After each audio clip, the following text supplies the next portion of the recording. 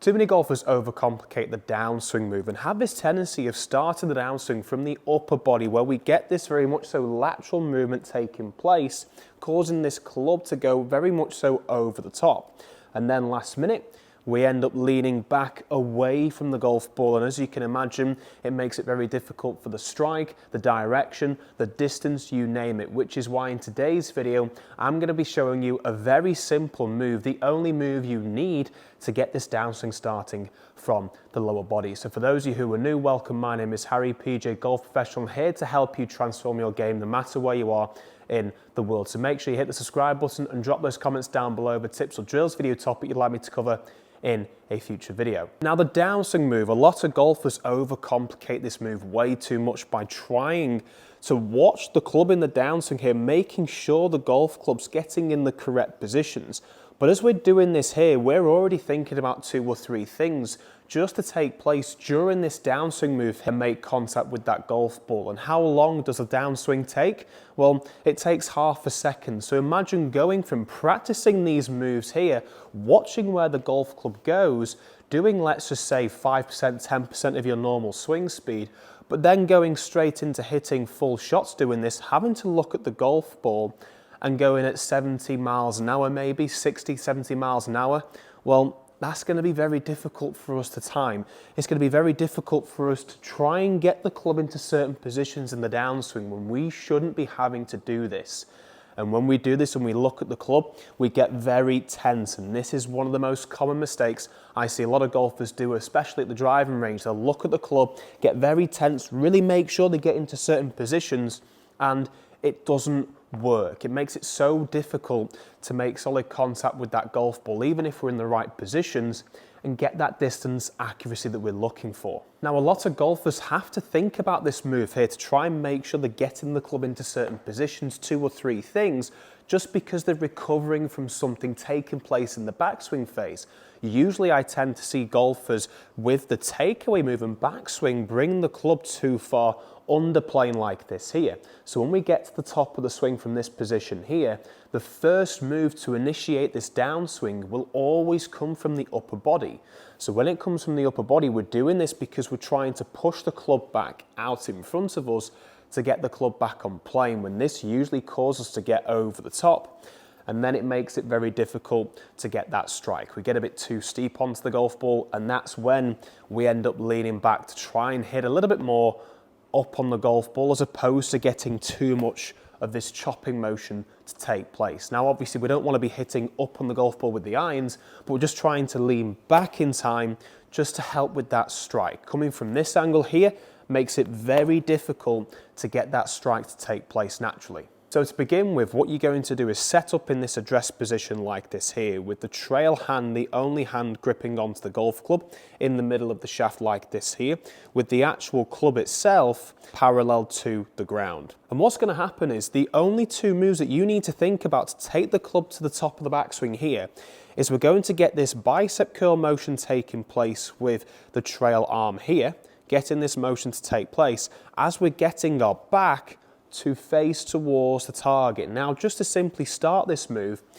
get that back working towards the target, just allow this arm just to follow, and then we're going to fold it up and do the bicep curl. And you can see here, this sets me up in a great top of the backswing position. So I want you just to repeat this a couple of times, back and forth, bringing it up to the top, bringing it back down, just like so, looking at the golf ball as opposed to looking where the actual golf club is. And what you haven't noticed there, from me doing this movement a couple of times, and if you've done this yourself whilst watching this, is that you're bringing the club back down on this lovely plane.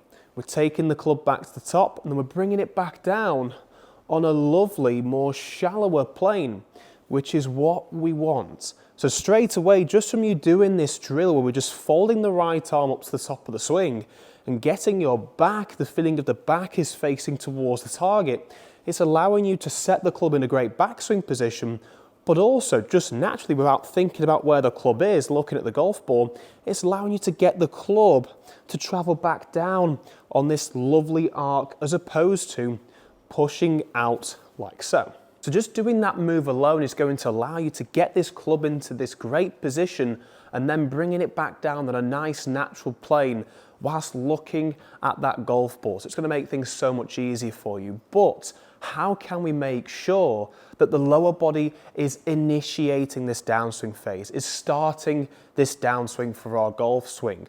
And we're going to be introducing one little move that you're going to do right in between these two steps, taking the club back and down. But just before we do that, I'd like to introduce my new sponsor to the channel, GX Golf. If you're sick and tired of spending too much money on premium golf gloves, or go out and play rounds of golf where the gloves rip after a couple of rounds whilst you're playing, then I would definitely consider checking out GX Golf, as they provide high premium quality Capretta golf gloves for a fraction of the price on the market. By using this discount code below, Harry10, you can also save yourself a whopping 10% off. So I'd highly recommend checking them out. Now, to get this lower body starting and initiating this downswing move, we're going to be taking the club back where we were.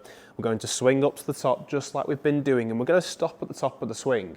And I want you to think about ground reaction forces for a second. If you don't know what they are, that's fine. All you need to know is this: for every force acting on a stationary object, there's always going to be an equal and opposite reaction and force coming back off it.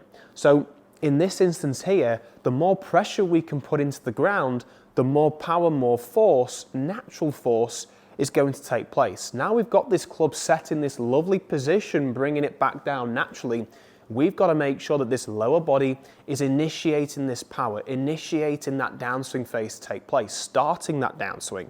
So all I'm going to get you to do is, once you get to the top of the swing, just doing this drill here, bringing the club up to the top, and all we're thinking there is back to target, folding the right arm, the trail arm to the top of the swing, is we're just going to bring in a tiny little squat like this here.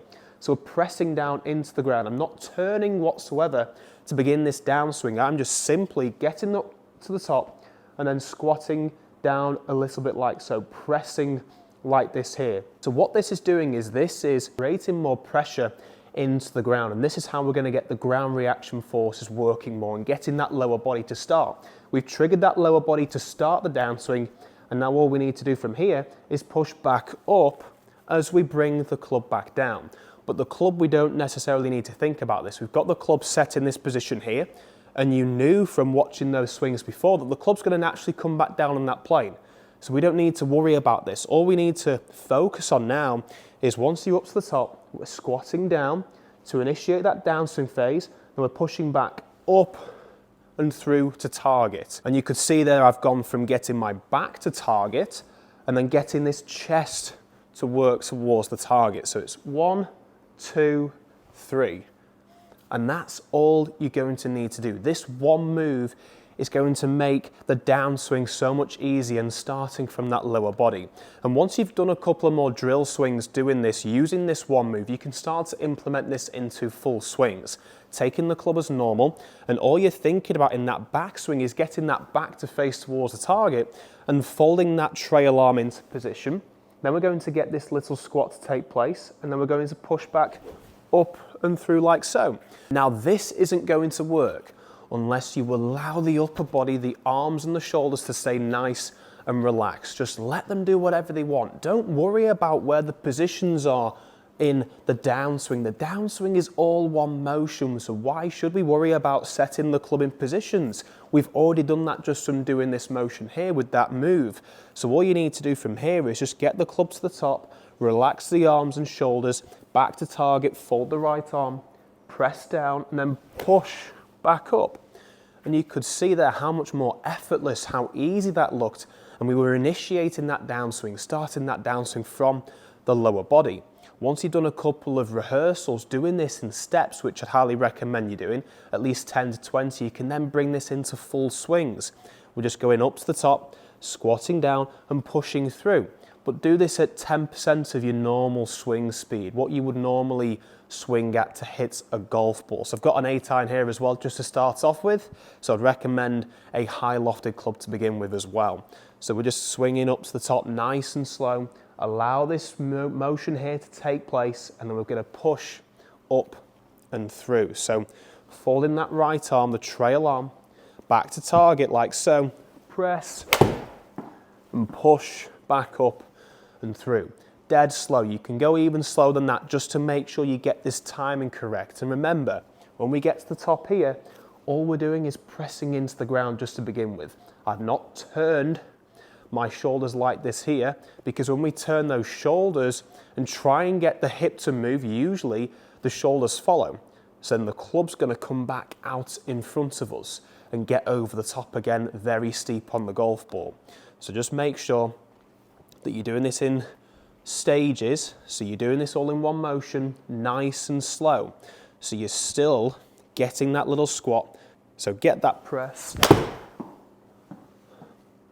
and then push up and through. And then you can start to build this up into those full swings, 10%, then go to 20%, 30%, all the way up to the full normal swing speed that you would use on the golf course. So make sure you go ahead and give us a try. If you've come this far, I'd highly recommend subscribing to the channel so you stay tuned to all the latest and greatest content coming to you every Tuesday and Friday. If you'd like to learn a little bit more about this downswing move that I've introduced to you today, you can click this video here, subscribe button's there. Oh, and I completely forgot to mention, you can get 5% off any golf equipment whatsoever from Golf Swing Systems, from any training aids to help you improve this backswing and downswing phase, or any of the top launch monitors on the market. If you go and look for a Trackman or GC Quad, you can save yourself up to $1,000. So I'd highly recommend checking them out as well. The link is in the description below. Thanks for watching, and we'll see you in the next video.